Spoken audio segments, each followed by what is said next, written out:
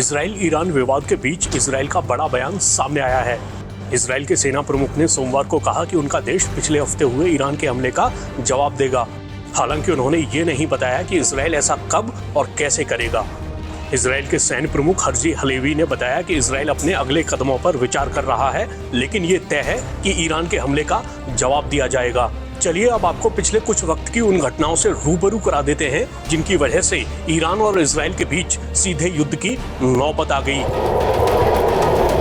तारीख 7 अक्टूबर 2023। फिलिस्तीनी उग्रवादी संगठन हमास इसराइल पर भयानक हमला कर देता है। ये वही हमास है जिसे इसराइल के खिलाफ ईरान के सहयोगी के तौर पर देखा जाता है। तो हमास के हमले में न सिर्फ बड़ी संख्या में लोगों की मौत हो गई, बल्कि हमास ने इस हमले के दौरान लोगों को बंधक भी बना लिया। इन बंधकों को गजा ले जाया गया। जब इसराइल ने जवाबी हमला किया तो हमास और उसके बीच युद्ध शुरू हो गया। ये युद्ध अभी तक जारी है। इस बीच ईरान समर्थित हिजबुल्लाह ने भी लेबनान से इसराइल की ओर हमले शुरू कर दिए और इसराइल भी उनका जवाब देने लगा। उधर यमन में सक्रिय ईरान समर्थित हूती विद्रोहियों ने लाल सागर में इसराइल की ओर जाने वाले जहाजों पर हमला करना शुरू कर दिया। इसके बाद इस प्रमुख व्यापार मार्ग पर हूतियों का खतरा इतना बड़ा हो गया कि प्रमुख शिपिंग कंपनियों ने इस क्षेत्र से आना जाना ही बंद कर दिया। मतलब व्यापार के आधार पर भी हूतियों के इन हमलों का असर दुनिया के कई हिस्सों पर पड़ने लगा। ऐसे में अमेरिका ने अपने और सहयोगी देशों के हितों को बचाने की दलील देकर हूती विद्रोहियों के ठिकानों पर ताबड़तोड़ हमले किए। हूती विद्रोही यहाँ तक कह चुके हैं कि जरूरत पड़ने पर वो फिलिस्तीनियों के समर्थन में इसराइल के खिलाफ सीधे युद्ध में उतरने को भी तैयार हैं।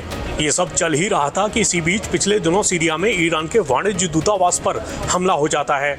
ईरान ने इस हमले के लिए इसराइल को जिम्मेदार ठहराते हुए कहा था कि इसराइल को इसके नतीजे भुगतने होंगे।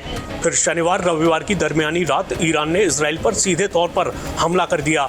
इसराइल के मुताबिक ईरान ने 300 से ज्यादा ड्रोन और मिसाइलों से हमला किया, जिसमें से 99% को बीच में ही रोक दिया गया।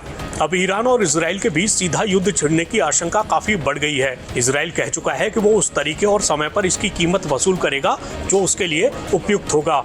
ऐसे में अगर इसराइल ने ईरान पर सीधा हमला किया और फिर ईरान ने भी पलटवार किया तो इस बात की पूरी आशंका है कि ये युद्ध महायुद्ध में तब्दील हो सकता है। अगर ऐसा हुआ तो दुनिया के बड़े हिस्से पर इसका बुरा असर पड़ना तय है।